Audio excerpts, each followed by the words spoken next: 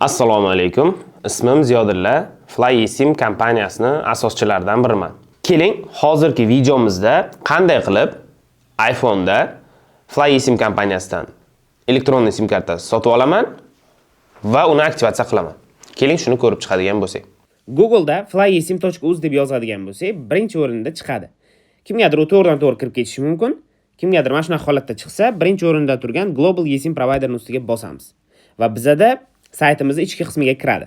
Bunda biza davlatlarni ko'rishimiz mumkin. Pastga tushadigan bo'lsak, qanaqa qilib sizni eSIMimiz ni поддержка qilsa bo'ladi yoki qilsa bo'lmaydi degan narsalarni ko'rish mumkin. Ya'ni bu yerda eng ko'p beriladigan savollarga javoblar bor va bularni ham tanishib chiqsangiz bo'ladi. Bizaga sotib olish qiziq va davlatlar ro'yxatini qanaqa topaman desangiz, pastda показать все страны bor. Agarda shuni bosadigan bo'lsak, bizada umumiy davlatlar chiqadi. Yokida poisk qismiga, izlash qismiga o'zingizga kerak bo'ladigan davlatning nomini yozib turib izlashingiz mumkin. Hozir sotib olish va aktivatsiya qilishni O'zbekiston misolida ko'rsataman, chunki men o'zim O'zbekistonda joylashganman. O'sha uchun aktivatsiya qilib internetni ishlatib ko'rsatishim osonroq bo'ladi. Demak, boshladik. O'zbekistonni tanlayman. Bu yerda bizaga price chiqadi. 1 GB, 3 GB, 5 GB, 10 GB, 20 GB. Bizaga hozirchalik 1 GB ham yetadi. Siz o'zingizga kerak bo'ladigan paketni sotib olishingiz mumkin. Demak, pastida kupit paket turibdi. Agarda sizni brauzeringiz o'zbekcha bo'ladigan bo'lsa, sizda sotib olish yoki inglizcha bo'ladigan bo'lsa, buy degan knopka chiqadi. Sotib olish bosadigan bo'lsak, bizada chek chiqadi. Ya'ni klik orqali to'lov qilish. Bu yerda siz klik orqali ham to'lov qilsangiz bo'ladi. Agarda sizni klik dasturingiz bo'ladigan bo'lsa, to'g'ridan-to'g'ri dasturni ichiga olib o'tadi.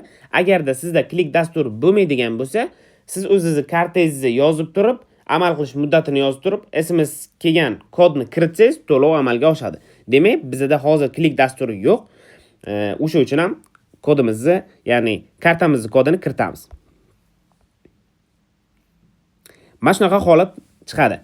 Bu yerda bizda telefon nomerimizni ham yozib to'lov qilsak bo'ladi va karta raqamimizni ham qilsak bo'ladi. Demak, hozir kiritamiz. Kartani kiritib bo'lganimizdan keyin продолжить tugmasini bosamiz. Va bizaga SMS xabarnoma keladi. Telefon nomerimizga. Buni kiritamiz. Demak, оплата без registratsiya успешно. Ya'ni оплата to'lov qilib kelib tushdi. Bu yerda e'tibor beradigan bo'lsak, to'lov успешно проведен deyapti. Ya'ni to'lovim kelib tushdi. Pastda вернуться knopkasi bor. Вернуться-ni bosaman. Pastda если перенаправление не происходит, нажмите на эту кнопку. Ya'ni ссылка bor. O'shani bosaman yoki da pastda вернуться knopkasi bor. Shu ikkovidan bittasini bosadigan bo'lsangiz, sizga orqa oynaga tashlaydi. Ya'ni bu oynada bizda sotib olgan paketlarimiz chiqadi. Ya'ni mana bu yerda e'tibor beradigan bo'lsak, paketlar qismi bor. Hozirgi kirgan joyimiz, ya'ni umumiy tanladigan joyimiz va My eSIM bo'limiga o'tadigan bo'lsak, mening eSIMlarim agar o'zbekcha bo'ladigan bo'lsa, sotib olgan paketlarim ro'yxati chiqadi. Va eng birinchida turgan 1 GB 7 kunlik назначен turibdi. Agar Ozarbayjon bo'lsa, mana aktivирован turibdi va qancha megabayt sotib olganman, qanchasini ishlatganman, bu bunaqa holatda tekshirsangiz ham bo'ladi. Ya'ni aktivatsiya qilganingizdan keyin aktivирован holatiga o'tadi. Ya'ni hozir O'zbekistonga e'tibor beradigan bo'lsak, назначен turibdi. Назначен deb yozilgani, men sotib olganman, hali aktivatsiya qilmaganman. Endi aktivatsiya qilishni ko'rib chiqamiz. Aktivatsiya qilish uchun mana shu detali knopkasini bosamiz. Va bu yerda bizda QR kod bor. Siz mana shu QR kodni boshqa telefondan skaner qilib turib aktivatsiya qilsangiz ham bo'ladi, yokida быстрая установка degan knopka bor.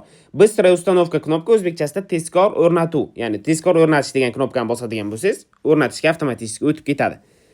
Demak, быстрая установкani bosaman. Bu yerda mendan so'raydi, telefonim iOS mi yoki Android? Menda iOS bo'lganligi uchun bosaman. Va bu yerda meni настройкаga avtomatik o'tkazib yuboradi. Aktivatsiya karti eSIM, ya'ni aktivировать knopkasini bosamiz. Va bu yerda sizda internet bo'lishi kerak bo'ladi.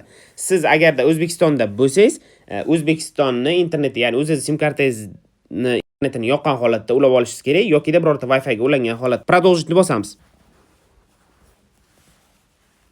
Bu yerda tanlash imkoniyati bor. Только данные-ni tanlaymiz. Продолжить. Настройки eSIM для путешествий завершена. Ya'ni sizning настройканgiz tugadi. Gotovani bosamiz. Va bu yerda bizani настройкamiz tugadi. Va сотовая связь bo'limida e'tibor beradigan bo'lsak, использовался как для поездок degan plus turibdi. Shuni ustiga bosadigan bo'lsak, включение этого номера yoqamiz. Va bizada oyna paydo bo'lishi kerak. Agar mabodo bu oyna chiqmasa, orqaga chiqib qaytib kiramiz. Tepaga e'tibor bersangiz, menda internetimni связи turgan joyga yana bitta qo'shimcha signal qo'shildi. O'sha yo'q edi hozir. Demak, yoqqanim hisobiga chiqdi. Demak, orqaga chiqaman, qaytib для поездкка kiradigan bo'lsam, mana bunaqa настройкалар chiqadi.